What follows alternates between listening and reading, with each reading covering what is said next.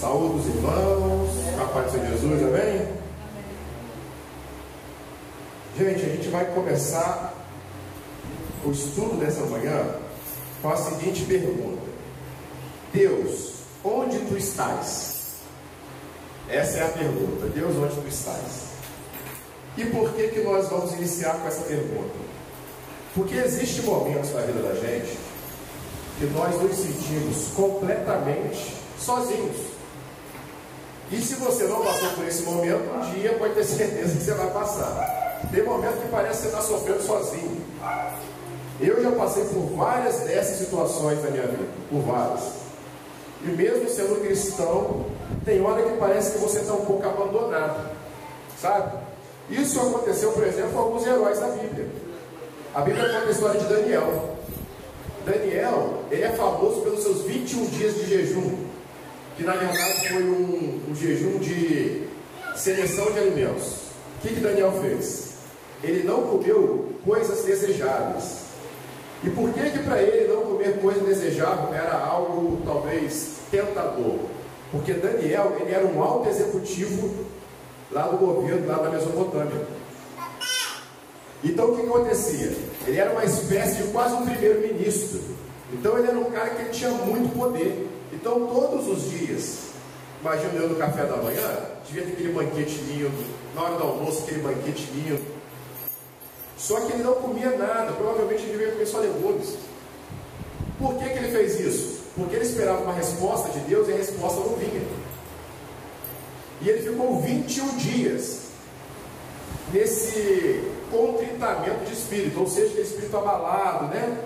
E quando o anjo chega para ele, o anjo fala: quando você começou a orar e pedir a Deus, Deus mandou eu vir te trazer a resposta que você precisava. Porém, o príncipe da Pérsia me parou. E Deus teve que mandar um outro anjo para poder guerrear com ele, para que eu pudesse chegar aqui. É como se aquele período em que Daniel estava sofrendo, houve ali uma batalha espiritual. E nessa batalha espiritual, o anjo que veio trazer a mensagem para Gabriel, o anjo que veio trazer a mensagem para Daniel, ele foi bloqueado por um outro anjo, só que nas trevas. Os anjos que caíram junto com o inimigo. Preste atenção, Daniel, ele vai ficar num período de contritamento, de dificuldade. E aí ele fez o quê? Ele fez um jejum de contritamento. Hoje muitas igrejas fazem o jejum de Daniel. Muitas igrejas fazem o jejum de Daniel. Porém, é o interessante a gente entender o motivo. O que motivou Daniel a fazer aquele jejum? Ele precisava de uma resposta de Deus. Jesus também ficou desamparado. Teve um momento na cruz que Jesus disse: Deus meu, por que me desamparastes? Então a gente ficar em alguns momentos da nossa vida desiludido, ficar em alguns momentos da nossa vida desanimado, não nos torna pessoas piores, pelo contrário, nos torna humanos. Isso é o que faz o ser humano ser humano, porque senão ele não seria humano, talvez ele fosse um anjo. Porque o anjo é que não tem necessidade. O ser humano sempre vai ter necessidade, até a nossa morte. Nós sempre teremos necessidade. Vamos lembrar de Jó, por exemplo. Jó teve um período de sofrimento. E como que foi o sofrimento de Jó? Jó não teve nem culpa. A Bíblia conta que o inimigo foi lá em cima e Deus falou com ele: de onde você vem? Aí ele falou assim: eu venho de rodear a terra. Aí Deus falou com ele: se você rodear a terra, você viu Jó, né? Aí o Satanás falou para ele assim: é lógico, você dá tudo para ele? Aí Deus falou: então pode tirar tudo dele, então você vai ver se ele não me adora, você tirando tudo dele. E Jó perdeu tudo. Por fim, a mulher do Jó falou para ele assim: amaldiçoa o seu Deus e morre. Então existem momentos na vida da gente que a coisa fica difícil, que a coisa fica escura, que a coisa fica tenebrosa. E isso é uma coisa altamente normal. E nós devemos entender que alguns momentos da nossa vida a coisa está difícil, mas que Deus continua conosco. Porque o tema da mensagem de hoje é justamente esse: Deus, aonde o Senhor está? E nós queremos ver onde é que está Deus. Eu achei interessante porque nós fizemos esse estudo na terça-feira.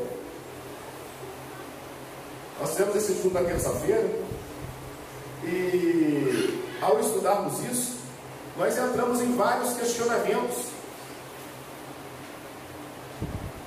Nós vamos ler agora 2 textos bíblicos. Nós vamos ler Jeremias 23, 24 e Salmo 139, do versículo 7 ao 10. Tá?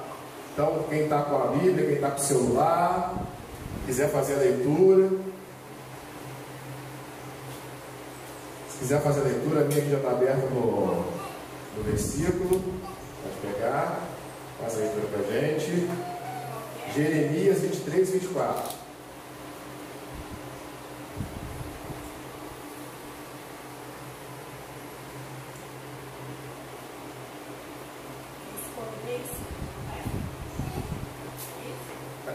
O 23 está até grifado aí. O 24 é de baixo. Não, o 24. Olha aí, o 24. 23 e 24.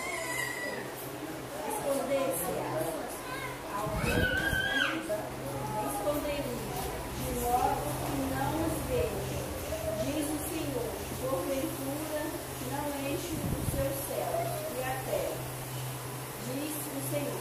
Olha só que interessante. Deus está falando para o homem. Olha o que Deus está falando para o homem. Você pode se esconder de mim em algum lugar? Não é verdade? Você pode se esconder de mim em algum lugar? É Deus falando, isso aqui é Deus. Por isso que fala, diz o Senhor. Aí ele fala de novo, diz o Senhor. Pode o homem porventura se esconder de Deus? É impossível o homem se esconder de Deus.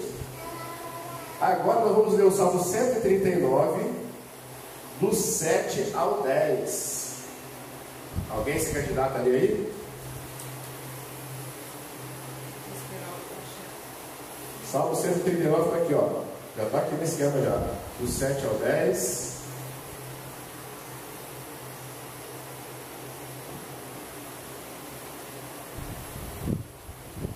Para onde mirei o teu espírito? Ou para onde fundirei a tua face? Se subir ao céu, tu aí estás. Se fizer o sol a minha cama, eis tu ali estás também. Se tornar as águas da alma, se habitar extremamente no mar, até ali a tua mão me guiará, e a tua destra me susterá. Então olha só, no primeiro foi Deus falando para o homem, agora é o homem falando para Deus. Aonde eu vou fugir do Senhor?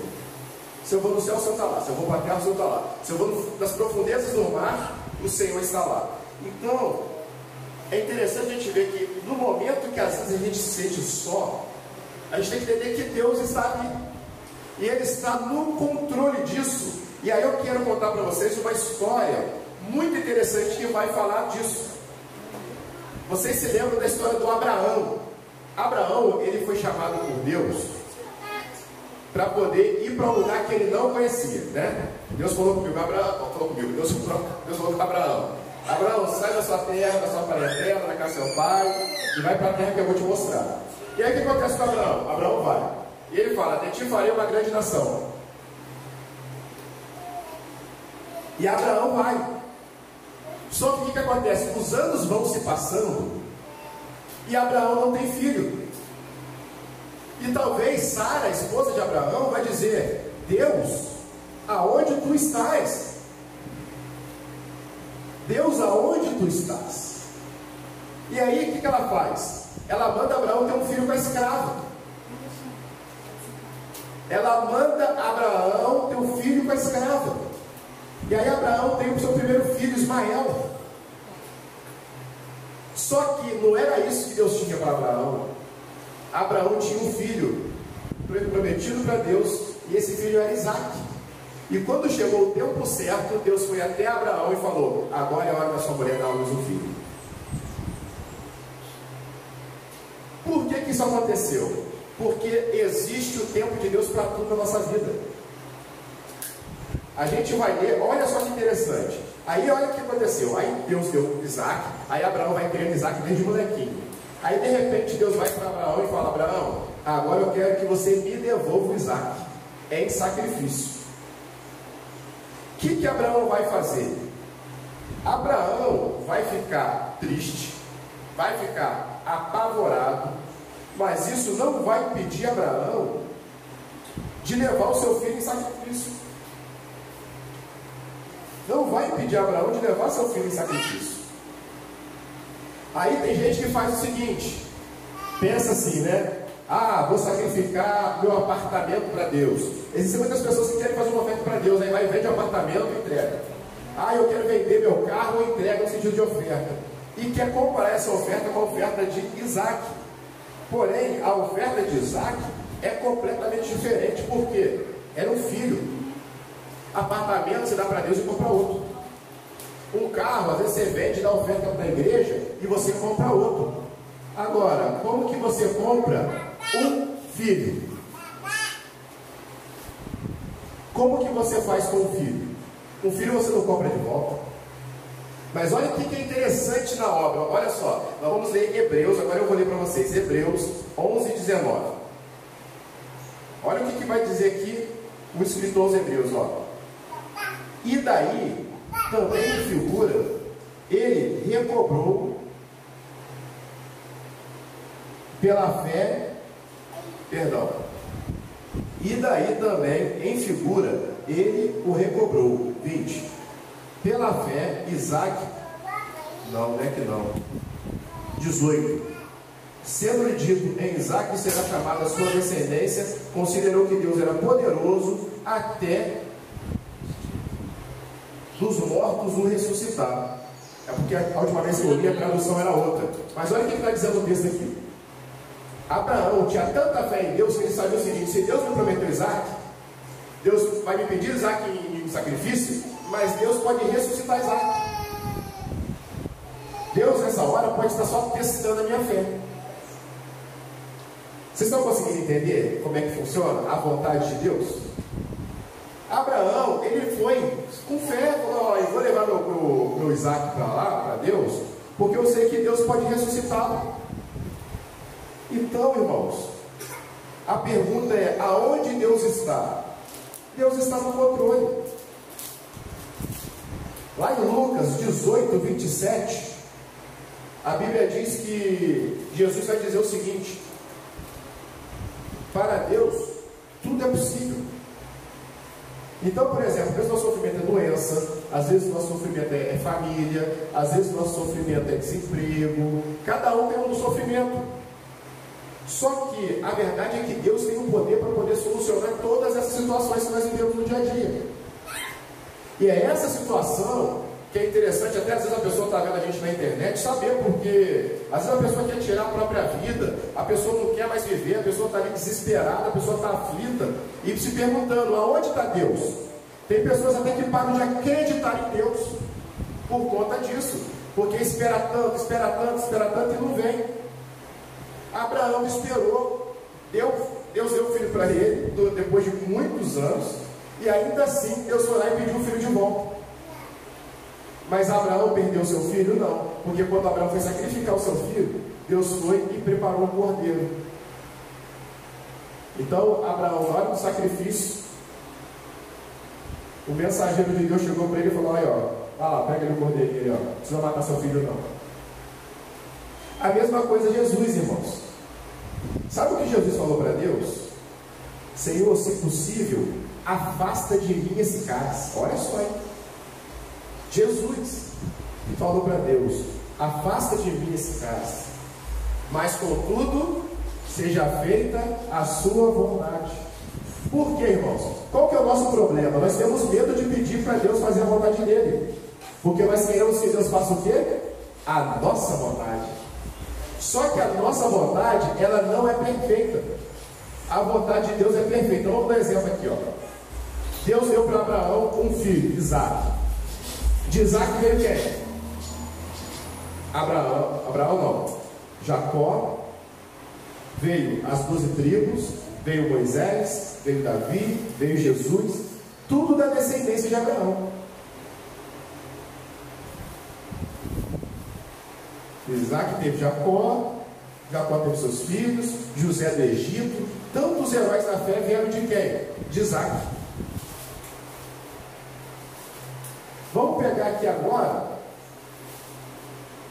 Isaac, adulto, sabendo que um dia o pai dele confiou tanto em Deus que foi capaz de levá-lo em sacrifício, porque acreditava que Deus estava no controle. Olha só que interessante.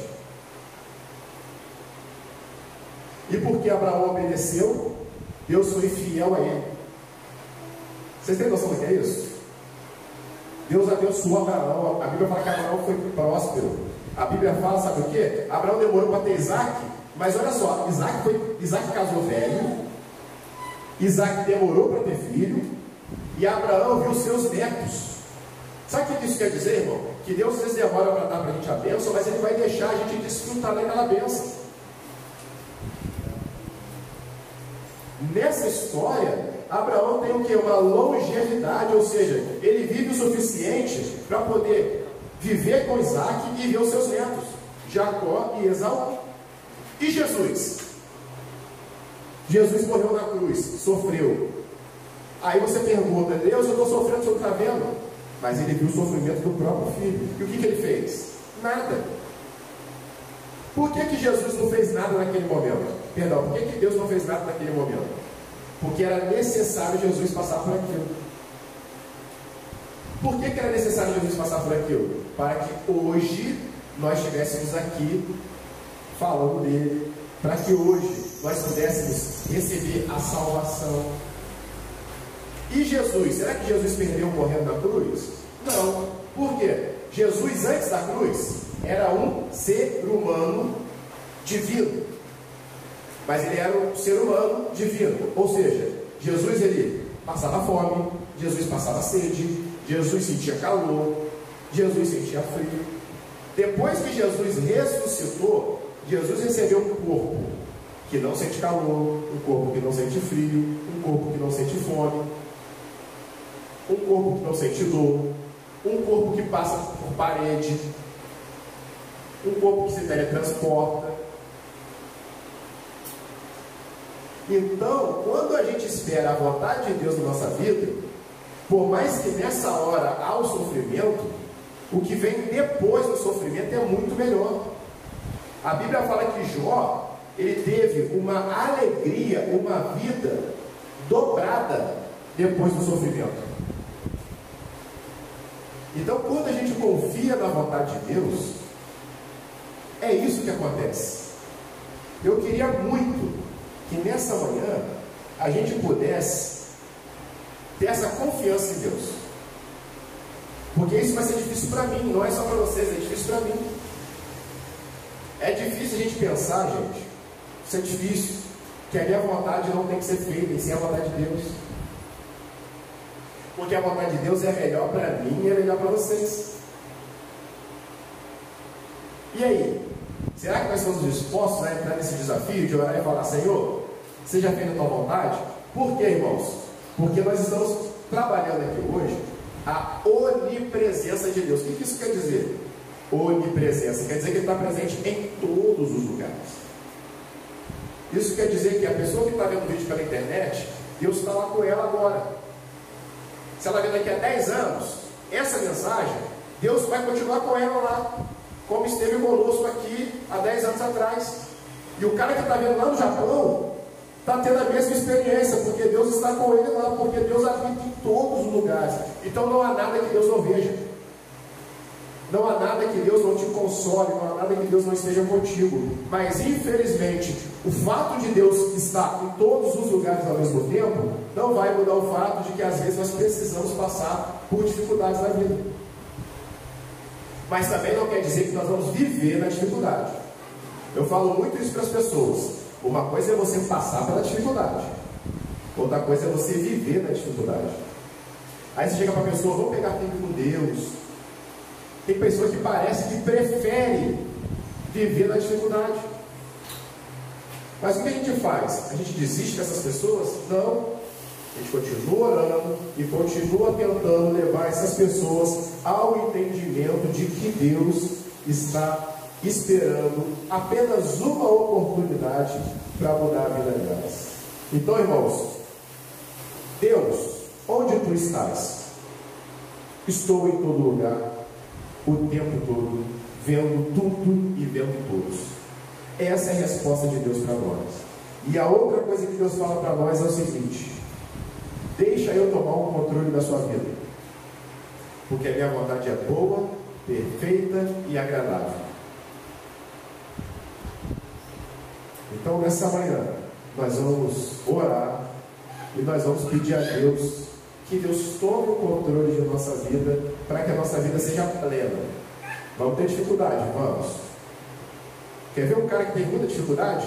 O rei Davi. O rei Davi, depois que ele matou o gigante, ele viveu um período mágico. Todo mundo, nossa, aquele é o Davi que matou o gigante. Até que o rei começou a ter ciúme. Depois que o rei teve ciúme, sabe o que aconteceu com Davi? Ele teve que ficar fugindo do rei. E Davi ficou anos fugindo do rei. Teve 2 oportunidades de matar o rei, não matou. Sabe por quê? Porque ele falou assim, ó, Deus é que sabe a hora que o rei vai morrer. Não vai ser eu que vou matar o rei. Porque quem fez Saul rei foi Deus e não eu. Olha só, hein? E aí o que aconteceu? Davi foi rei, mas ele não foi só rei. Davi até hoje é lembrado como o maior rei da história de Israel. Mas ele viveu o sofrimento? Viveu. Foi difícil? Foi. Mas Deus esteve com ele todo o tempo. Você quer ver um outro personagem para eu acabar a mensagem? José do Egito. José, Deus revelou para ele assim, ó, você vai governar. Mas não falou como, não falou onde, não falou mais nada. Inclusive você vai governar o seu pai e os seus irmãos. Naquela época, que a gente vivia um período patriarcal, a pessoa falasse que ia governar o pai era uma falta de respeito. O que aconteceu? José foi vendido como escravo. Lá na casa de Potifar, o que aconteceu com José? José era abençoado, mas escravo, mas era abençoado. Tudo que ele fazia era bom. Inclusive, a mulher de Potifar queria ter relações com José. José ficou com tanto medo que ele saiu correndo e a mulher pegou a toalha dele e as pessoas viram ele nu e ela falou que ele tentou assediá-la. O que aconteceu? Ele foi preso. Quando ele chegou na prisão, Deus era com ele e ele era um preso abençoado, ou seja, o carcereiro deixou o governo da cadeia na mão de José. Até que um dia, 2 homens que eram servos do rei foram presos, e lá na prisão, os 2 tiveram um sonho, e José interpretou o sonho dos 2. Anos depois, Faraó teve um sonho que ninguém interpretava. Aquele cara que estava preso lembrou: meu senhor, é um cara lá na prisão que interpreta sonho. E aí o que aconteceu com José? José governou todo o Egito. Mas ele governou do nada? Não. Olha só, ele passou tanto sofrimento. Imagina José pensando: onde está Deus? Onde está Deus? Deus estava com ele o tempo todo. Porque Deus é onipresente. Então, irmãos, qualquer problema que nós tivermos na nossa vida, por mais que esteja difícil, nós devemos saber que Deus está conosco ali naquela hora. Amém? Vamos ficar de pé?